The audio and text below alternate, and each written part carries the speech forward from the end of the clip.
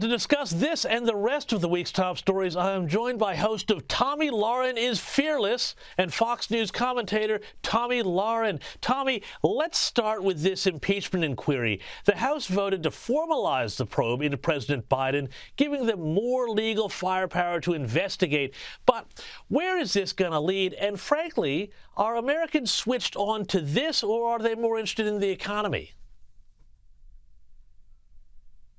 Well, they're certainly more interested in the economy, and that's something that I've been cautioning Republicans about for quite some time. While I think these investigations are certainly important, we have to be able to walk and chew gum at the same time. Unfortunately, Republicans sometimes struggle with that. But I do think that Republicans have an appetite now to carry this thing through and to hit it home, because there's simply so much evidence here. Smoking gun after smoking gun. I mean, literally tripping over smoking guns of evidence here. You have Hunter Biden yesterday, who not only just defied precedent and defied the law, standing there brazenly saying that he's not going to submit to the subpoena and the closed-door testimony. So you've got the Biden family essentially giving the symbolic middle finger to justice. So Republicans have to carry this thing through. They still have to hit the economy. They still have to hit how unfit Joe Biden is for office. But I do believe in order to set a precedent that nobody is truly above the law, as they always like to say, I do think that they need to carry this one through and hit it home and be done with it.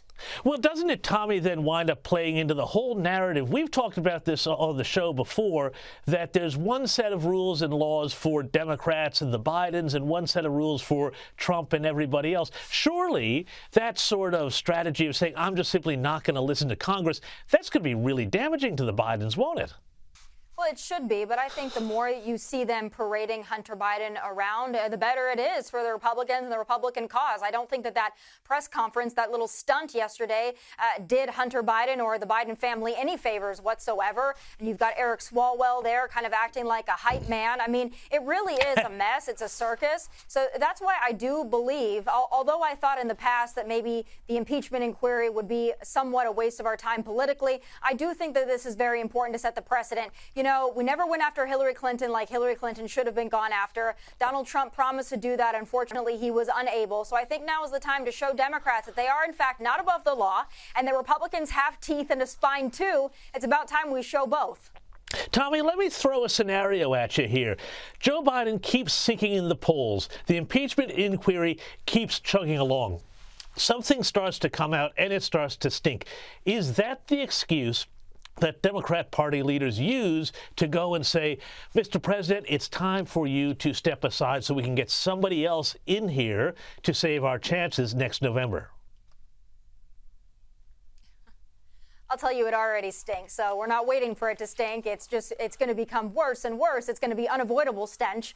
But I do believe that the Democrats are eager to get rid of Joe Biden. This might be their excuse, and Joe Biden just might bite on it. If a Hunter pardon works out in the cards for him and he can step aside, this is all going to go down, in my belief, at the convention. It's not going to be a primary situation. The time is running out on that. But I do believe you're seeing Gavin Newsom, although he's licking his wounds from that DeSantis debate a couple weeks ago, I do think you're seeing him again courting the mainstream media, the national media, going on late-night TV shows. I think Gavin Newsom is ready and waiting for that stench to become unbearable, and he's ready to ride on in with his hair gel in hand. And I think that this convention is going to be the most fascinating Democrat convention since, I think, at least 1968. But I want to move on now to this other issue, which is absolutely fascinating, the campus chaos in the U.S., and especially what's going on at Harvard, where President Claudine Gay, she had that train wreck testimony on anti-Semitism, but now she has gone and been basically caught out, according to a lot of allegations, for plagiarism, including her Ph.D. thesis. Yet Harvard is standing by her. How rotten is Harvard and the American Academy right now? Well, it's really unfortunate because it's a top university in the entire world, and it looks very bad right now. I can't imagine what the Jewish people and Jewish students think about that university. It's appalling, even sitting here as a Christian. I can't imagine what it looks like to go to that school or to be, an alumni of that school, even to to think of that school in such a high regard, which we used to. But I'll tell you this, there's a reason that UPenn got rid of Liz McGill. There's a reason that she was touchable and Claudine Gay is not. Let's be honest here. It's not going to look good for Harvard to put somebody out of a job that fits the narrative in the bill and, you know, the box checking of a Claudine Gay. So I think no matter what comes out about her, even if she murders puppies on her spare time, I believe that she's going to be protected and shielded. And the number of faculty members in the hundreds that have come out in support of her, also appalling. There's nothing we can do about that. But I will say this to Americans that are looking at Harvard and parents that are looking at maybe spending a lot of money on that tuition bill, maybe look elsewhere, because that school doesn't stand for the things you probably wish it stood for. Well, and, you know, I tell you what, too, some of the cleanup efforts here that Harvard has been trying on this here after that anti-Semitism testimony, I don't know if you saw this, but Claudine Gay went to a menorah lighting and was photographed there with a tiki torch, which to me seems like a pretty interesting bit of symbolism there, given some of the controversies around that little bit of yard lighting equipment. Oh, you know, there's tone deaf and then there's that. You know, a Republican would certainly never be able to get away with this, or a conservative would never be able to get away with that. They would say that it invoked the spirit of the KKK or something like that. But, you know, again, they're working on their optics and their visuals, but it's the snake eating its own tail here. I don't think anybody bought that phony display. And I think that her testimony, that stands alone and it stands by itself, and it's rotten to its very core. So Harvard's got a big problem on its hands. All of these elite universities, quite frankly, have problems on their hands, not just for this anti-Semitism and what's been happening in the last couple of months, but just to their very core. They seek to indoctrinate students and not educate them.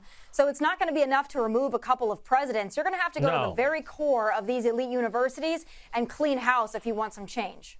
Absolutely right. And yet, you know, on this whole Gaza-Israel anti-Semitism issue, I keep getting shocked by things that I never thought I would see, like, for example, the Manhattan Bridge in New York being shut down by a group of protesters for, you guessed it, Queers for Palestine. Now, what do you make of this? Well, I would say it's a fairly self-defeating protest. Yeah, it doesn't make a lick of sense, but leftism and wokeism in the U.S. and around the world, as we know, makes no sense. So these individuals, they call themselves Queers for Palestine, but they could be queers for climate change, or queers for Occupy Wall Street, or they, thems for this, that, and the other. It really doesn't matter what the cause is. These are individuals who simply want attention. These are individuals that simply want to cause trouble and mayhem and chaos, and they'll use whatever social justice movement of the day to hide under as a guise for what they really want, which is to satisfy their narcissistic itch to have somebody pay attention to them. So it makes no sense, but wokeism at its core makes no sense. Well, exactly right. But speaking of narcissism, how narcissistic do you have to be a White House staffer whose job is to serve the U.S. president and then to hold a protest out front of the White House? This happened overnight in the U.S., and we see all of these White House staffers dressed up. Half of them are wearing masks, half of them are wearing keffiyehs, which I think is absolutely perfect. Surely, though, you can't have White House staffers going out and publicly demonstrating against the man they're working for.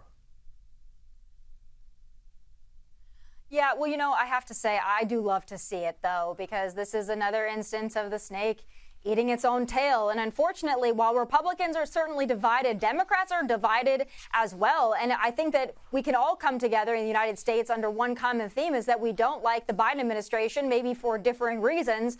But I think it's very interesting to see the radical base of the Democrat Party speak out. You know, that was ignited with the squad. It's not going anywhere anytime soon. They're going to have a lot of chaos on their hands.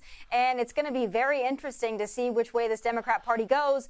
If I was a betting person, I would say probably further and further to the left. Exactly right, Tomi Lahren. I think you've nailed it. Thank you so much for your time. Have a great Christmas, and we'll see you in 2024.